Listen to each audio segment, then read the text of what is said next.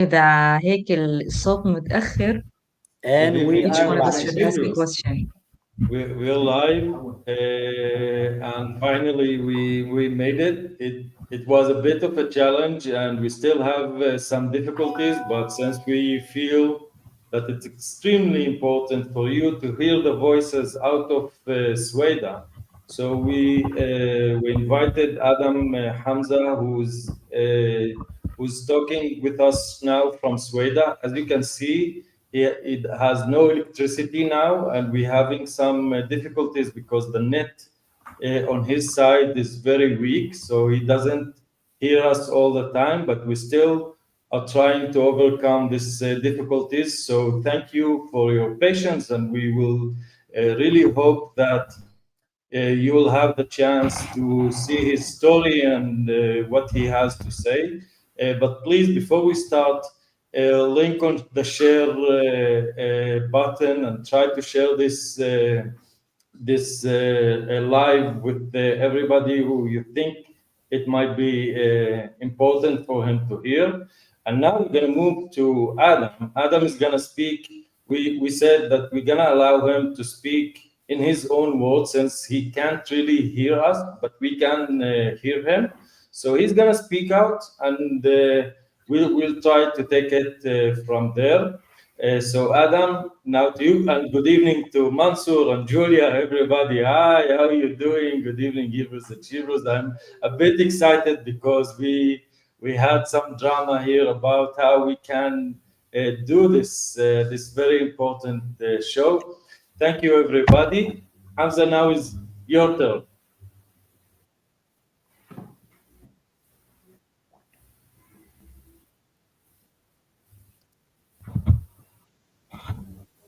Tell him on the phone maybe or something to start now.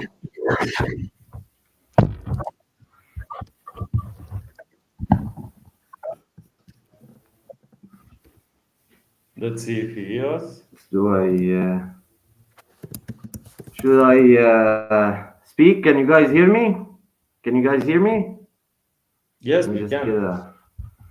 Okay, wait. First off, good evening to everyone, and it is an honor to be here because for 70 years under the Assad's regime, we've been isolated from our families in Israel, and we most of us Druze don't even say that we're Druze. Most Druze in Syria just say that we're Muslims, which is terrible for our case. I mean, they're trying to they try to for 70 years to basically delete our identity, and basically, let me just start with a little bit of context on where we were and where we are now.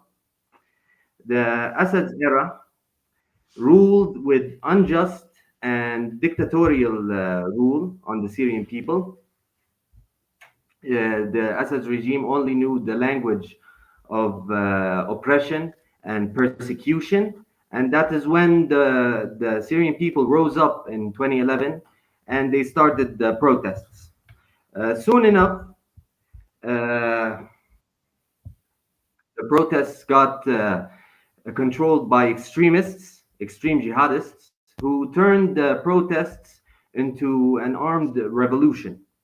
And that is when the destruction and displacement in Syria began by both hands. The extremists who committed identity and religious based genocides, and on the Assad's regime's hands, who stayed afloat with the excuse of fighting terrorism. And of course, the Syrian people were the victims on both sides. And then, after 14 years of civil war between the Syrians, the Assad's regime, of course, fell in the December of 2024. And that is when the extremist terrorist groups supported by Hayat Tahrir Sham, the HTS, and Al Jolani seized power in Syria. They seized power, and that's when the new crisis on Syria began. It was no longer a civil war, it turned into a sectarian war. They started ethnic cleansings on civilians. They started committing massacres on civilians, mass disappearances, mass rapes, even mass child rapes, which I am sorry to say these words, but this is what is happening under the Al-Julani rule. And the Syrian Coast massacres, is proof that these ethnic cleansings are systematic. It is a systematic oppressive system supported by and represented by the Al-Julani government. Soon after the Syrian Coast massacres, they decided to exterminate the Druze,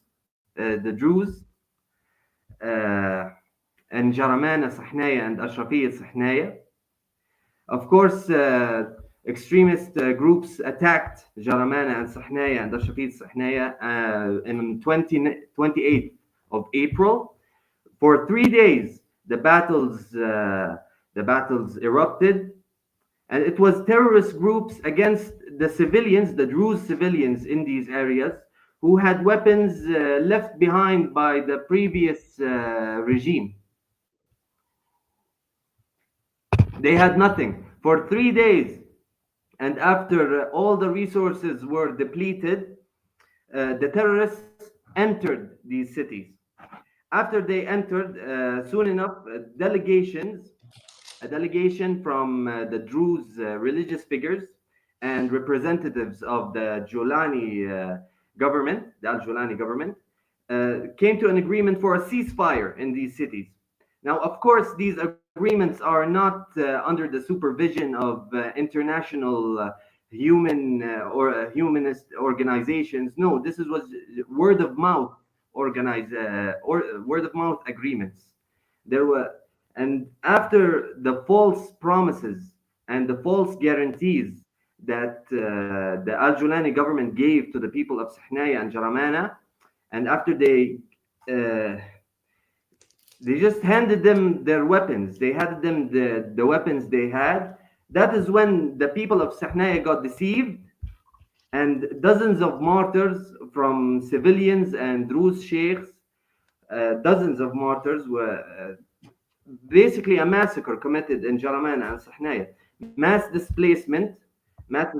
Dozens of Druze were forced arrested, with their fates unknown to this day. And that is what happened. After that, they decided to attack Sweida.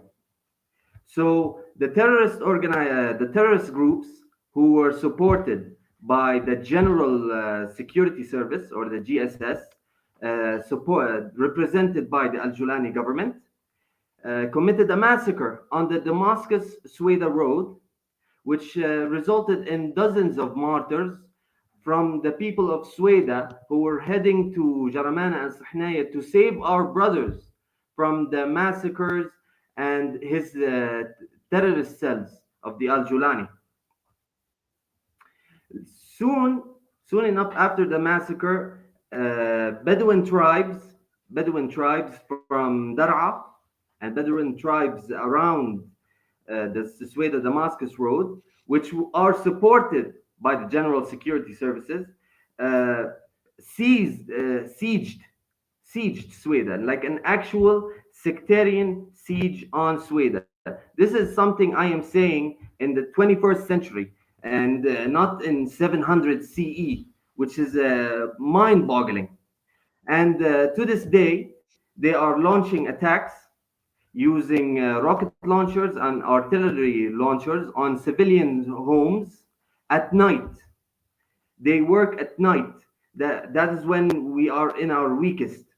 And there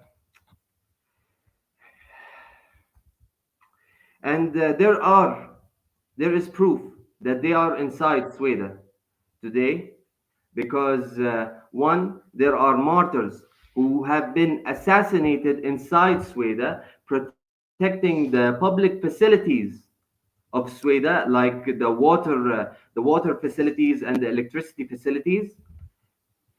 I have a martyr. My personal friend is a martyr who was. I'm gonna refrain from saying his name, but he got assassinated, and according to the medical records, he was shot point blank. So they are inside, and we are receiving information that they are entering through the few food and fuel shipments that is entering Sweida, and they are coming in through the cover of night. And it's you cannot enter Sweida as if you don't know any of us, the Druze. You cannot enter Sweida unless there are weak-willed or Sunnis and the Bedouins who entered Sweida, and they came in through that cover. So we are in danger. As and again, it is an honor for me to be here with you guys. I mean, 70 years of isolation. It's like we've been isolated from the entire world, and not just our Druze brothers in Israel, but we are Adam, in can you danger. hear us? Adam, can you hear The us? Syrian Druze are in danger, and we call on for the world. I say we call on for global security and the protection of all the neighboring countries, to protect all the minorities in Syria in light of the security vacuum, in light of the massacre that's being committed on the minorities here in Syria. They want to ethnically cleanse everyone that is not an Islamist, jihadist, extremist. And I don't know, if it wasn't for the few weapons that were left behind by the Assad's regime and the civilians protecting Sweida and their homes, it would have been the Syrian coast massacres all over again.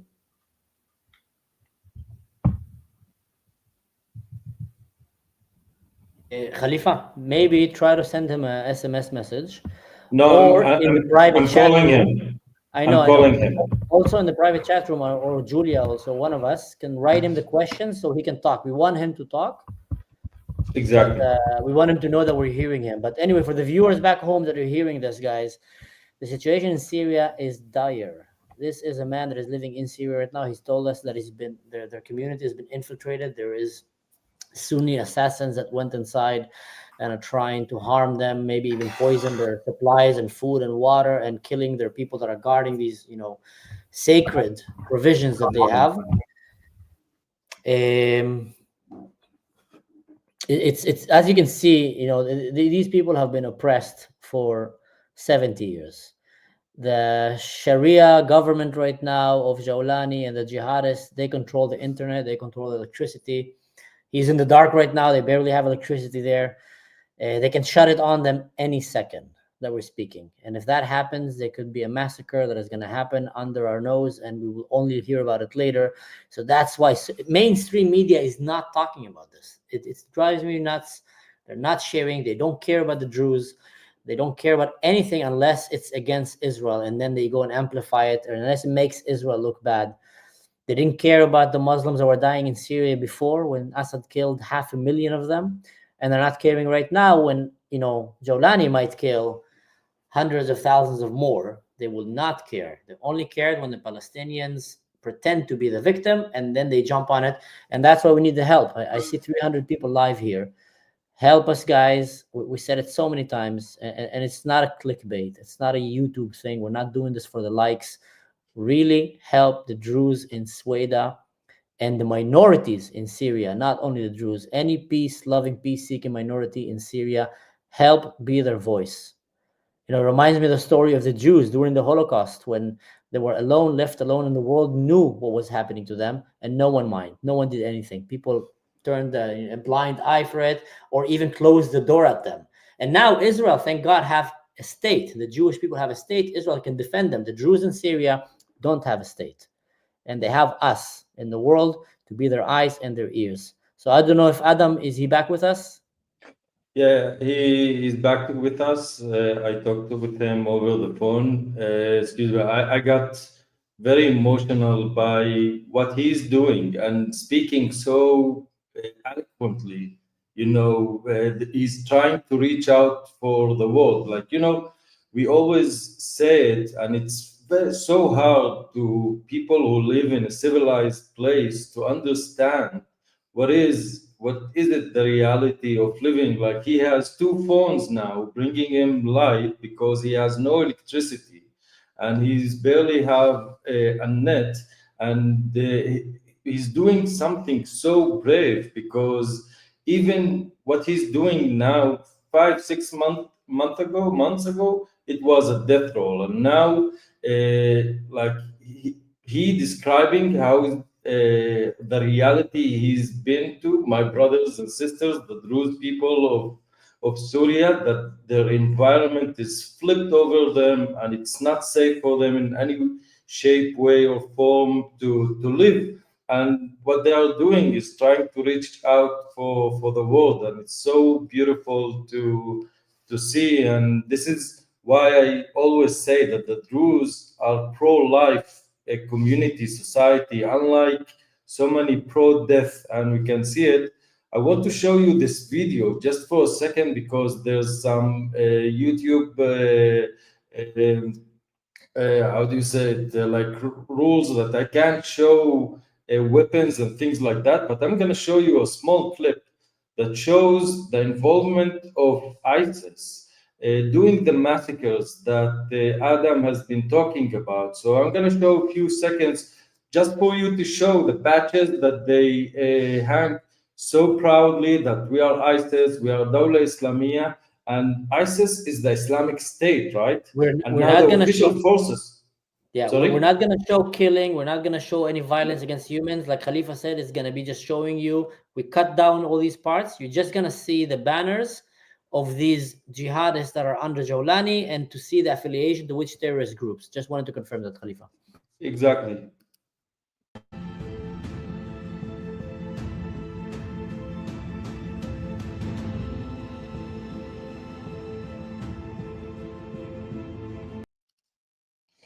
So this, you're muted. Khalifa, put that again 1 second. I'm gonna pause it exactly on that spot. Okay.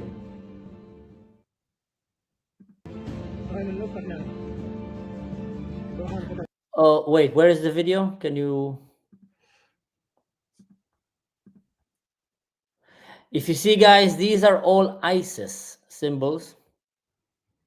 We're going to show you, just to be clear, this is undoubtedly the banner and symbol of Daesh, of ISIS.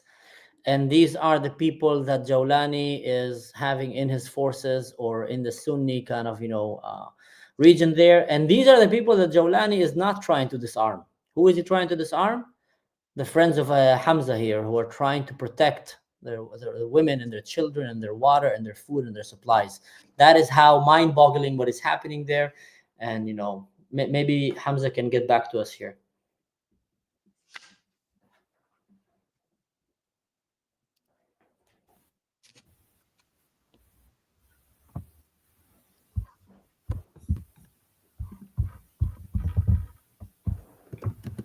Now, I'd like to speak for a bit. The Syrian Druze never asked for division between Syrians, not religious, not ethnic. We never asked for division between Syrians, So to come in as the Al-Julani government and the supporters of this government, saying that they want to ethnically cleanse the Druze and the Alawites and the Christians and everything, that even the secular Sunnis, even the secular Sunnis, it's like we're living in 700 CE. And as for our martyrs, I cannot give an answer, a tight answer, because in the Damascus Sweida Road massacre, over 50 of our men martyred that day, and there would have been more if it wasn't for that they retreated back to Sweida. And on the first day of the battles in Sahnaya and Jaramana, over 15 martyrs. And now, as for, we cannot say how many Druze died, because there are even dozens of forced disappearances happening in Jaramana and Sahnaya after the General Security Service, as they claim they are protecting the people of Jaramana and Sahnaya. We have no idea what their fates are. Their fates are unknown to this day. So I cannot give a tight answer on that. As for Sweida, the siege has been suffocating. It has been going on for over 10 days now. And it was only after the first few days where the Druze of Sweida and the General Security Services came to a preliminary agreement for some food and shipments, food and fuel shipments that could enter Sweida, because there is no law in Syria that says that there must be shipments of food and fuel to every province in Syria. There is no law dictating that these traders and economists should send us food. So they've just, with the excuse of, yeah, I am afraid that the Druze will kill me, and they will never come. Recently, the food coming in is just what is left. What is left, and our resources during this siege is close to being depleted. It's close to being depleted. As for the big question, what is the solution? The solution is supporting and forming a military institution in Sweida, provisioned and supported by the countries of the free world, to come in and organize the illicit weapons that are in Sweida, to organize the illicit weapons in Sweida, to be under the management of specialists and military officers, not factions nor religious figures. We want true security. And then after the military institution has been formed under the provision and support of the countries of the free world, that only then will there be a security branch to protect the civilians and the facilities internally. And maybe it's weird, the things that I'm saying, because not many people speak like this. I mean, like I said, we've been isolated from each other or from the entire world for 70 years.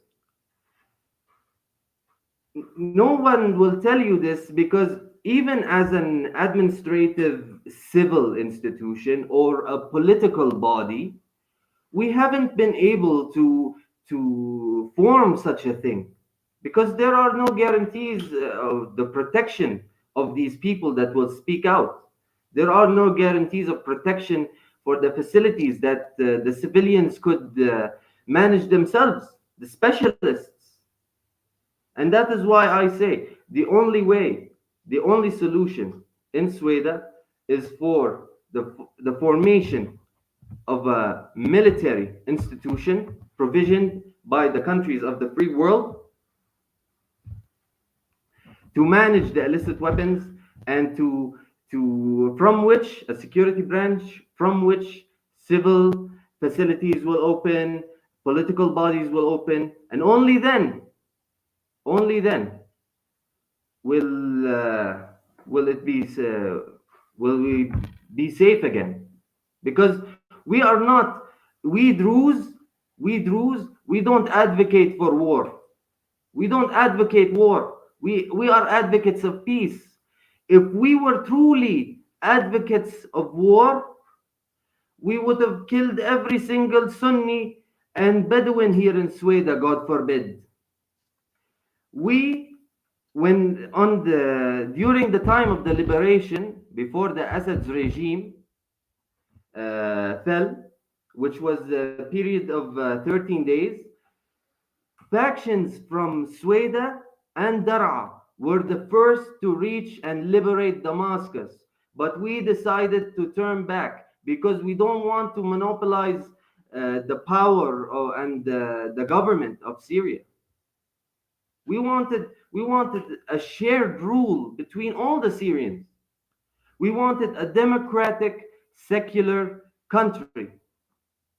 And that is what most of these martyrs, most of the civilians here fighting to protect themselves, our families, our land.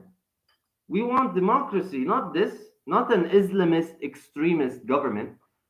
We call for, you know what we call for? We call for global security.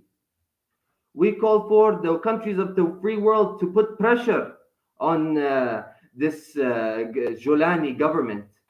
He's an Al-Qaeda. He's former an Al-Qaeda. There's no difference between Al-Jolani or Al-Qaeda or HTS or Hamas or Hezbollah. They're all the same. They want to destroy the world with this grand scheme of the Mahdi coming back and giving all of the land to the Islamists. What is this? Mind-boggling. We shouldn't go. The democratic countries shouldn't go easy on Al-Jolani. He should be forced to make a real country, not this, definitely not this. Okay, let's. Julia, do you wanna say something? He just said that he's done. Let me see if I'm gonna ask him a few questions if we had. So let me know. Yeah. I'm truly heartbroken to hear everything he has said. I saw some questions especially here. that. How do I speak? Yeah. And it saddens me that he also can't hear us. I saw some questions here just about how I learned to speak English. Well, it was mainly a hobby ever since I was a kid. I mean, it was a hobby. I used to watch American and Australian National Geographic, you know, and from then I just caught up with the language. I finished high school, and I never went to college because no one here can afford to go to college. The only people that were going to college were just so they can avoid going to the military during the Assad's regime. And now the university students are declaring jihad on all non-extremist Muslims. That is when our students were forced to evacuate into Sweida, and several attacks on these students were documented. These our students came back to Sweida injured, calling on jihad. Who are these people? Is this the freedom? Is this the revolution they so-called worship? This is, I mean, this is not. I don't know what this is. Al-Jolani, truly, who helps Al-Jolani, who supports Al-Jolani, or who wants for Al-Jolani to become more extreme and to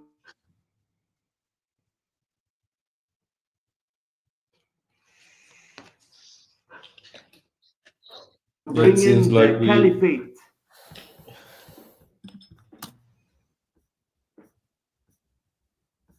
Oh man, I'm sorry. Like this is. It's very hard. Yeah, sorry, man.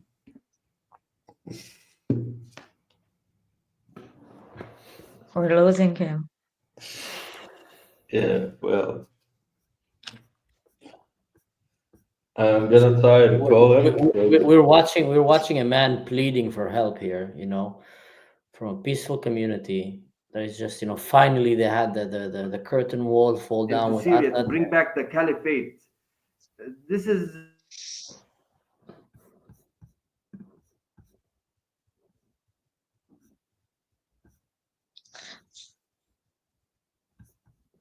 He can't hear us. No.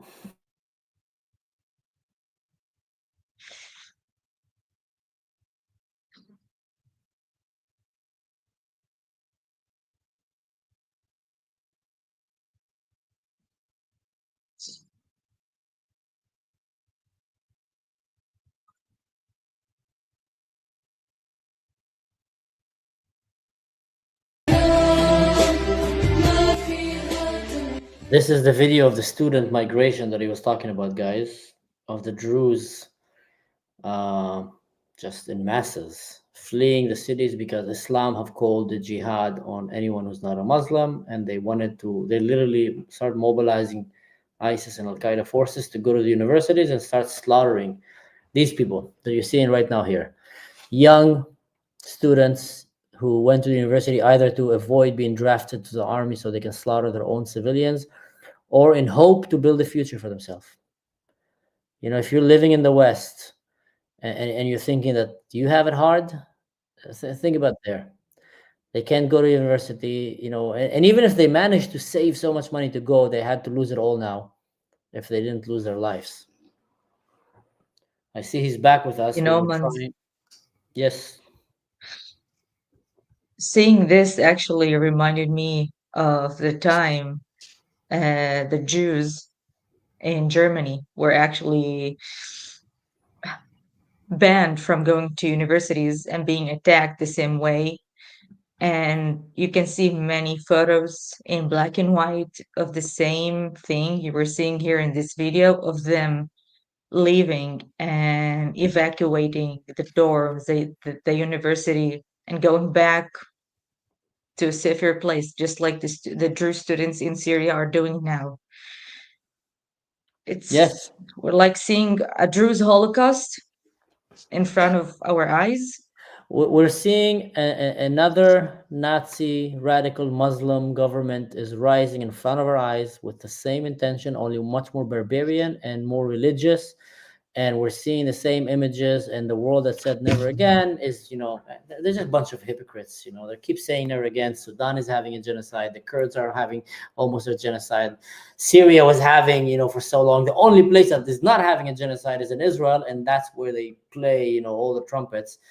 But now these Druze people, they're literally, you see them walking, and like you said, it's like the black and white images from the Holocaust. And what are we going to wait? Next, when we start seeing mass graves, God forbid, that's when we're starting to say, oh, why didn't we do anything? When they teach you about the book of history, everyone who's going to read history in 20 years from now is going to probably say to himself, if I was there, I would have done it differently. If I was there, I would have not allowed it to happen. Well, guys, here it is. Now is then, and what are you doing about it? I know that I'm doing something. Khalifa is doing something. Julia is doing something. Adam is definitely doing something. He's putting his life on the line, risking his life here, coming and speaking out, just begging that we let the world hear, because CNN is not covering, Fox News is not covering, BBC, all these guys are not covering it. And Al Jazeera doing propaganda about it and steering all the whole narrative and trying to false narrative the whole world. We've been to this story, and and you see how desperate those people are to be seen. That's all what they are asking. And for me, it's like so figurative. This is why we all felt it like Holocaust speaking, screaming out loud, because he couldn't hear us, and he's complaining about being isolated from the whole world. And I could imagine this boy in this unrealistic reality that he's been living his whole life. He's 25, by the way, and watching Natural Geographic and trying to have his own peace of mind, on his own haven of solitude, of keeping sanity in this insane reality. For me, it's so powerful. Let's see if he could hear us or speak. Anything you want to ask him, Mansour or Julia? You're on mute, Mansour. You're muted. I'm saying let's just see if we can hear him. And if he hears him, I want to let him, say whatever you have to say. We're giving him a voice here. We're amplifying his voice, so let him use this platform. Hamza, if you can hear us, say anything you want to tell the world about what's happening. We don't hear you. You're mute, Hamza.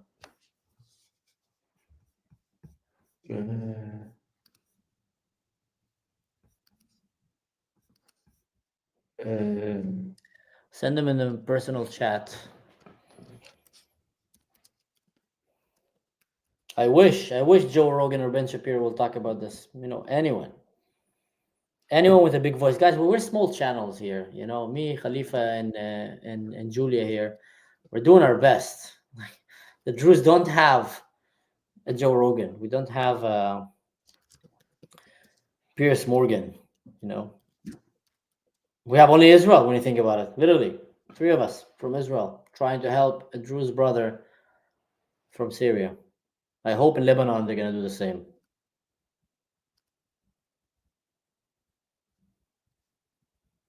Yeah, we're having some troubles with his connection, I'm afraid. Well, until he comes back, guys, when Hamza sent us a message here, and we have here in the studio, we have the behind the screen chat where we can talk to each other, and he said, I'm done right before his connection fell down. So I wrote them there that,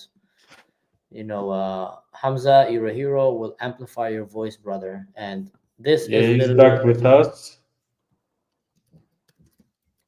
This is one message that maybe we can take from here, guys. There's many Hamzas there. There are young kids, women, children. Share the videos, talk about them, leave comments in other videos, even go to other videos that people are putting in different, even related to the topic, so the algorithm can figure that out and try to bring the algorithm of social media to start recognizing, that it's interesting what is happening with the Druze in Syria. And basically, you could see the danger of it, because now it's so hard to communicate with those people, having no proper electricity, no internet. It's getting harder by the day. So Yes, we must. Now, as you can see, no electricity, no internet, no water. We're in a suffocating siege. Syrian Druze are in a siege, like it's 700 CE. We supported and represented by the Al Julani terrorist government. And as a final letter to, if the internet goes off again, the bombardment on civilian houses in Sweida is on a daily basis ever since the siege started. And there are terrorist cells inside Sweida who are assassinating the civilians point blank under the cover of night with the support of the Bedouin clans in Dar'a, on the north of Sweida and on the east of Sweida, and with the support of the general security services. These guys are war criminals, and we should not go easy on them. No human being should go easy on a war criminal. These are war criminals. We cannot do what most people are doing to trying to clean the page of Hamas, for example. Hamas is a terrorist organization. Free the Gazans from Hamas. And just like that, free Sweida from HTS. We here in Sweida, we call for the intervention of the countries of the free world and the neighboring countries, the intervention to protect not just the Druze in Sweida, but the Christians in Sweida and the sectarian Sunnis in Sweida. 90%, 700,000 of us Druze in Sweida, with 1% other sects, we are facing an ethnic cleansing, and we want intervention. We want global security. We want intervention. This cannot go on, because the weapons, if it wasn't for the weapons left behind by the Assad's regime and the civilians defending their lands, it would have been the Syrian coast massacres all over again. So save the Druze. Save the Druze. Because it's not just the Druze, they won't stop with the Druze. It's not just something they will do, exterminate the Druze, and then they will stop. No, they will continue. They will continue into Jordan. They will continue into South. God forbid. God forbid. And that is why we call for the global security and intervention from the free world and from neighboring countries. And thank you. And thank you. Let me just say, thank you, our brothers, the Druze of Israel, who are the only people speaking for our cause. And I say to the free world, listen to them. Listen to Mr. Khalifa here. And listen to Mansour al-Ashkar, Mr. Mansour al-Ashkar here. And listen to Mrs. Julia here.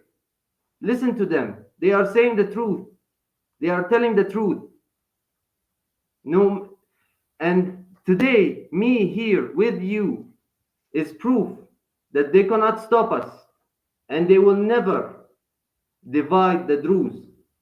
They will never divide the Druze. And thank you. Thank you. Not in a million years, man. Not in a million years.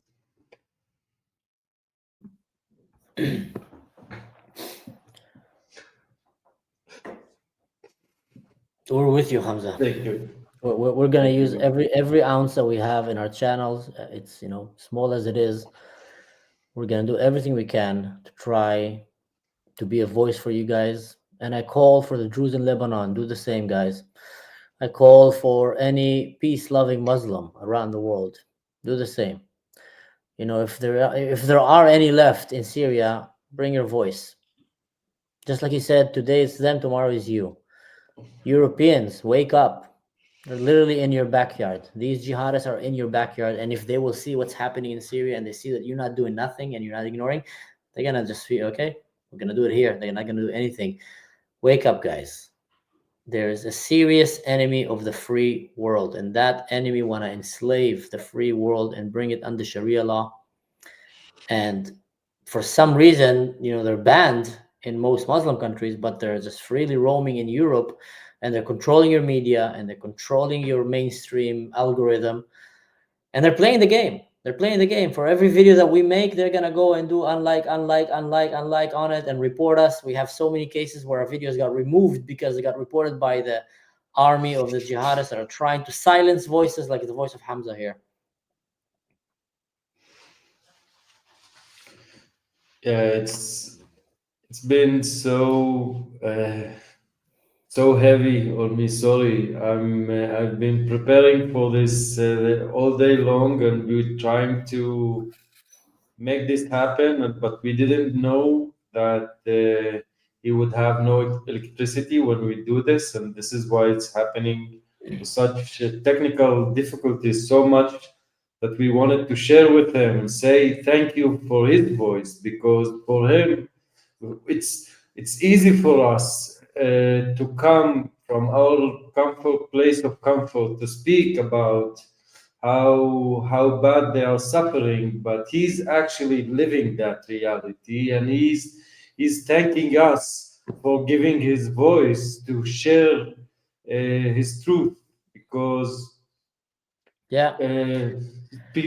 truth speaks louder than anything, and no matter how many money they're gonna put on propaganda, on things try to showcase like they are legitimate, but they are bloodthirsty, and they are kidnappers, and they are rapists, and they are savages. And we, the sane people, pro-life people, should unite against those people and try to give a proper place for those.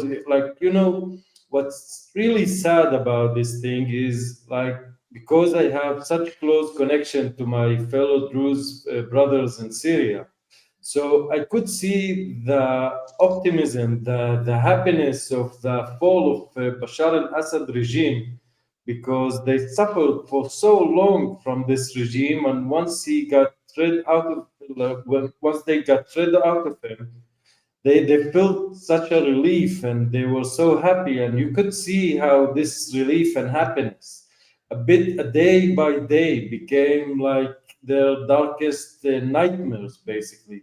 And nobody's hearing them except us trying to promote what's really happening to the world and give you the just the reality of what's happening, because it's one thing to talk about it, and it's another thing when you're a student and suddenly you will go to your school and you will see that today it's not okay to become a Druze, and bad luck for you, because no Druze are allowed in our school today, and let's slaughter Druze simply because it's now the thing we do, and it's as random, it's as vicious, and it's sucking out the life out of a beautiful place like Syria, that it's heartbreaking. Yeah. Yeah.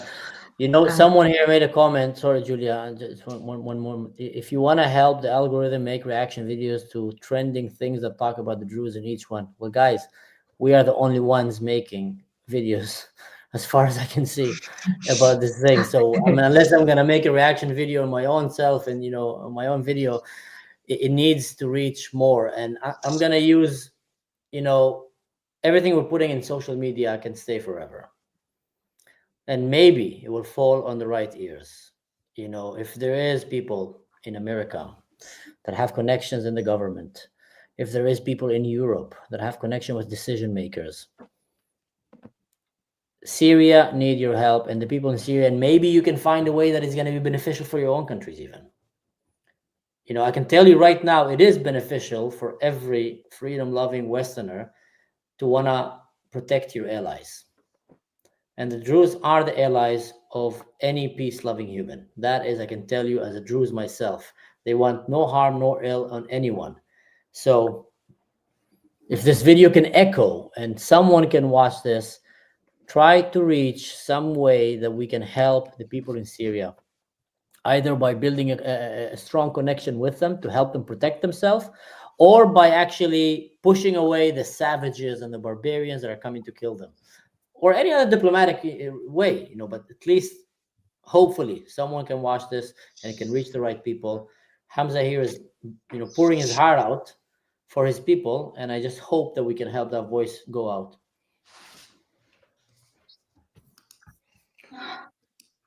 yeah. Okay, Julia, I'm gonna Uh, let you speak a bit and see if he has mhm. some final words. I'm gonna say let him speak his final Okay. speech for today. Um, I just wanted to add something that maybe Hamza didn't touch upon. I'm also, as you both of you know, I'm in contact with other Jews in Sweida, and they're also telling me that they're having power outage. That's why I'm not receiving any messages from them as I used to. And they're telling me it's all planned because they have spotted the new troops of HTS around Daraa, which is so close to Sweida. Um, and the media there is covering it as for different issues that the HTS there for different reasons, not for genociding and attacking the Druze while cutting off the power and not letting the world see what's happening and not letting the Syrian Druze contact us, the Israeli Druze, to let the world know what is happening there. So if there's need to be any help, is to get to the Syrian there and give them the electricity they need, the food they need, the roads that are being blocked to be unblocked. I don't know how is that supposed to be, but this should be spread out to the whole world to know what is exactly happening in order to know how to help. Because all the help we're sending, food, money, nothing is reaching the people or the right location that we need to send it to. I think we should start from 1,000 Starlinks Yes. kits. That's a desperate need now in Sweida. We need to keep them connected to the world. You can see how difficult it is. So let's just try and make this happen to The challenge is, donate. how does it get to Sweden? That's the challenge. We know of people that want to help. I know, we've been talking to people behind the scene that want to help, send any way to help save lives. The problem is, how does it get to Sweden? That is the problem. Jordan already declared that she's gonna open the cross border between Jordan and Sweida. So I guess if we can somehow pack, a delivery of Starlink internet kits and whatever it's needed,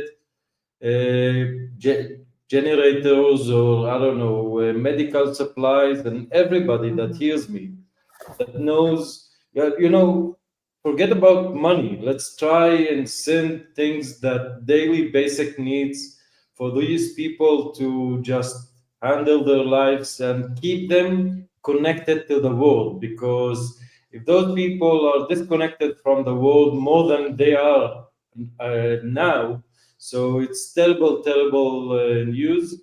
We're gonna let Hamza speak. Let's see what he has more to say. It's so bad that he can't hear us and we can't really exchange the. Yeah, he's preserving his light there. You can see. I don't know if the lamps are off already, but let him for his light so electricity goes down.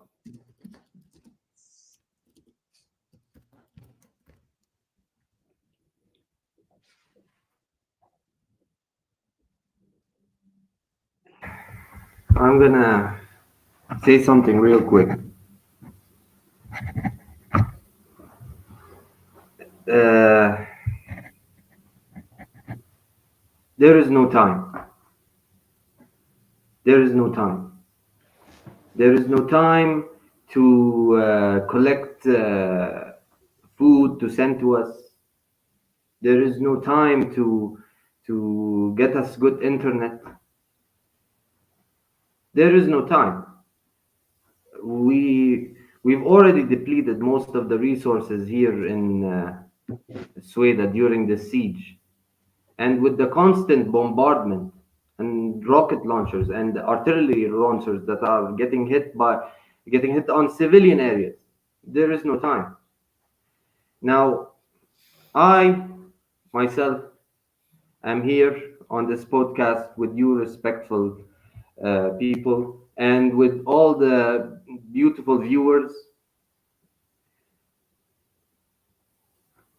I am a volunteer translator in the Swedish Military Council.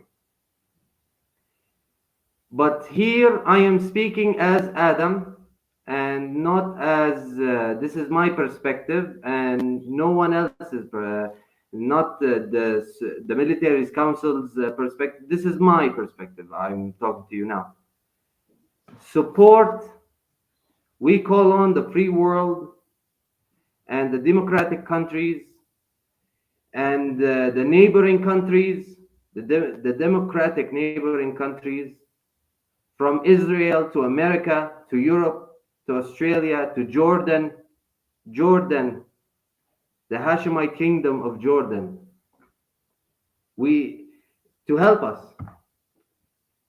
There is a military council here in Sweden, and it is under the management of specialists and military officers that defected and left the Assad's regime in the past. And it's been working, and it has been formed for 2 years, for 2 years now. But we were working, operating in secret until the Assad's regime fell, and that is when the security vacuum started here in Syria. So I ask for the support of the Sweda's military council for it, so it can handle and organize the illicit weapons, so it can branch out into a security department, an official security department that will help and protect and guarantee the lives of who remains in Syria, the Druze of Syria, who we are the remnants, we are what is left.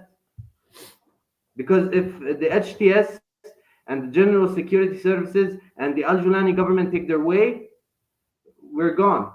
We're gone for good. We're gone for good. And again, it is a huge honor for me to be here with you again. And I am very lucky for me to be able to reconnect with my brothers, the Druze. It is such a blessing.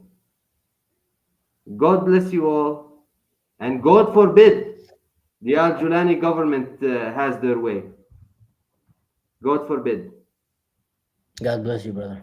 Thank you. God bless you. Thank you. And maybe one day, hopefully, we can meet all together. And, when all this madness is gone.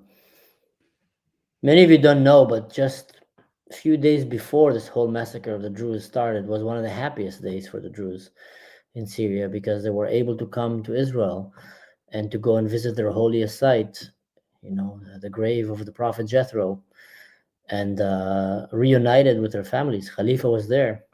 I wish I was there. I heard that someone was calling in the megaphone, actually. They told me that someone was calling if there's anyone from the Ashkar family here. So a friend of mine came and told me they were looking for you. Maybe relatives that I'm not even aware that they're in Syria right now. So there's so many people that got separated for so long, and they've just been waiting to meet with each other, to come back and see each other, and telling the story from grandfather to son, together, about the family that we used to have together. And in that day where they came together, that's when these jealous zealots came and said, we can't let this happen. That's going to make, going to show how great Israel is and how great the Druze are, and that they're really seeking peace, the trans-borders, and transcend borders and anything. And then they came and started plotting, and Al Jazeera and anyone is trying to make the Druze look like they're traitors and make the Druze look like they're the perpetrators, while they're just trying to live. We're speaking right now with Hamzeh. Like Julia said, any moment the electricity can go. I mean, I've heard before that, Elon Musk, during the Ukraine war, he sent his, Starlink satellites to go over Ukraine and give them, that could be an idea, to give them communication. They don't have, the military is not, it's a defense. People just defending their houses there. It's not a professional army. They don't have the infrastructure that we have in modern armies. They're talking to each other through WhatsApp, through messages, through phone calls. Cut down the internet electricity on them. They're in the dark. We can't pledge enough to people to understand, guys. If that happens now, we will only hear about it in a few days. And these brave men and women were going to have to just fight for their life, defending themselves without the help of anyone, and which they've been doing so far. But we need this border crossing to be opened and get some aid. We must do that, because brave as they are, still they need the supplies, they need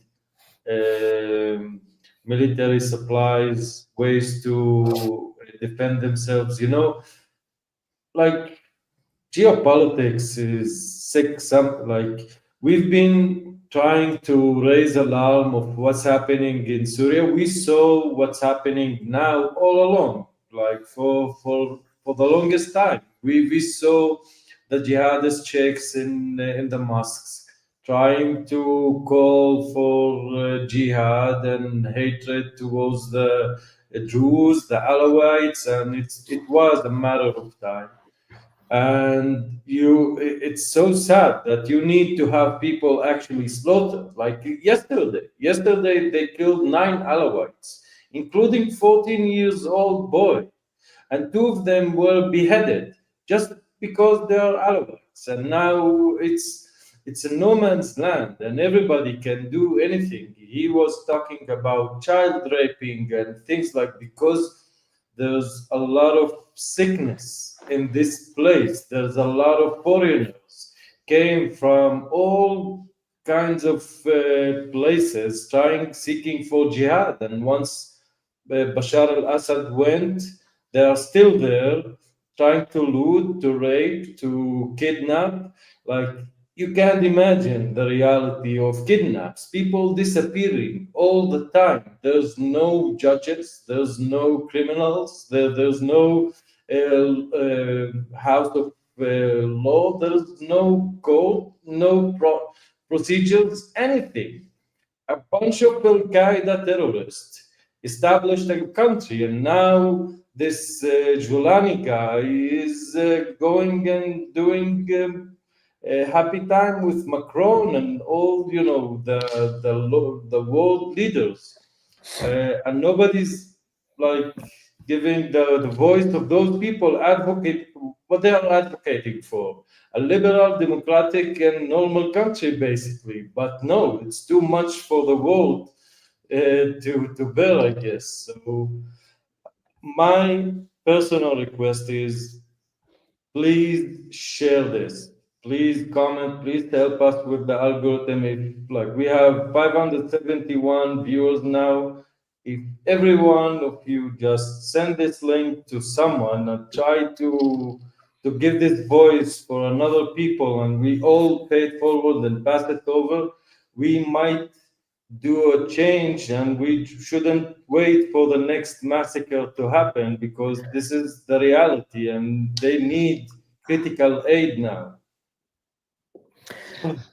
There's a few Can front I line. add something? Yes, please, Julia, Yeah. go. Um, I just want to add that while the three of us are sitting like in our luxurious life here in Israel, safe and sound, uh, we don't have to worry if we're gonna be alive tomorrow or the day after tomorrow. The Druze youth in Syria are actually leaving everything, their studies, their work. Like I know about many of them who dropped out of university, even inside Sweida, just to go and fight, grab a gun, and protect the borders of Sweida and to fight against jihadists. And now, while that is happening, a new phenomenon is taking place in Sweida, that many jihadists from HTS or whether from Dar'a, Bedouin, whatever terrorist group in Syria, there's so many, are trying to buy some Druze clothes, whether sheikh or the traditional clothes that the Druze in Suwaida wear, put on, and try to rent houses. And just today, they caught a man, a Muslim man, who's a jihadist as far as I know. He rented a house there, an apartment, I think, or house, and he was like, let's say, monitoring the area to conduct more massacres in the future. And you might not know how dangerous it is now, but many of them actually are there in Sweida, and the locals are not aware of them, and are like they are now on a high alert to catch each one of them. And no one is helping them, that they don't have the Israeli intel that we have. So it's the locals doing that job and no one is helping them. It's heartbreaking, actually. Some of you asked here, how can you help? And Khalifa touched base on that, guys. There's a few front lines here. There's the real physical front line that Hamza and his brothers and sisters right now are facing a siege, and they need to survive. Then there is the diplomatic front line, international pressure, countries opening borders like Jordan and allowing supplies to go, because Jordan have direct border right now with Sweida. That literally the border is there. European Union pressuring Jawlani, United States trying to reach maybe a deal with the Syria, with the Druze there and other minorities of how to protect them. And then there's the social media, which I would say the media, the attention front line for people to know, because if we pressure the governments, they will start doing. Now, we're just a small channel here, and that's why we're saying it so many times. That's something that we can do. That's something that anyone that is watching this video here right now can do. We have a small community here. It's what we can do. We don't work for the government. We can't force to make decisions. Hopefully, some of us have read history and know stories from the past of how almost every genocide that happened under the sun is later on seen as, why did no one do anything? Why did no one speak? So we have a chance now. It's a small community, but I'm reading the comments here, and there's so many beautiful comments here. Help from what we can do right now in our front line, which is the social media, the attention front line, to bring a light over Syria. Expose the crimes, the wickedness that is happening in Syria. Show our brothers and sisters in Syria, the Druze and any minority that is living there is under dire danger situation, the Christians, the innocent Alawites that are there, and then anyone, some of the Sunni factions there that are being persecuted as well. Show them that they're not forgotten, and just hopefully that in our front at least, we can try to push for that, and that will start this wave that can change later on decisions and make the right people do the right thing. Let's let Adam have a closing statement. What do you say? Yes.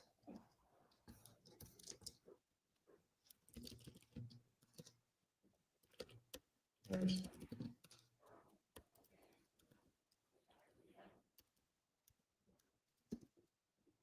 For those who are coming right now, there's a connection problem. I just want to give some closing points. First off, before anything, it is a miracle from God that we are here together again, that the Druze are speaking to each other again. It is a miracle that I am with you guys. And even though I don't know you personally, but I love you. You guys are my family. You guys are my family.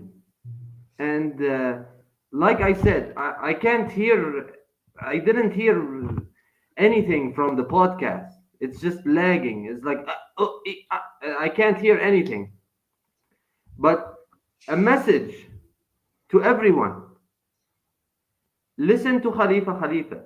Listen to Mansour Ashkar. And listen to Miss Julia here. They are respectful people. And I've seen their work on their YouTube. I've seen their work. Only recently did I ever I never thought in my entire life will I watch other Druze speaking in English. I never thought that I would see this in my life. And truly it is a miracle. It truly is a miracle. And thank you for everyone who is reaching out and trying to know the truth and is trying to keep our message afloat. Thank you. Thank you. There is no words. Thank you. God bless you. God bless you. The righteous. The righteous. God bless the righteous. Thank you. God bless the Druze of Syria, guys. We pray for you. You're in our thoughts. I can tell you, in Israel, not only the Druze, but many Jews, if not all of them, are praying for you as well, and Christians and Muslims. You know, the nation of Israel is praying for peace in Syria. And we, the Druze in Israel, we're with you. We're with you 100%, and we're doing everything we can to stand with you guys. We just, pray that you stay strong.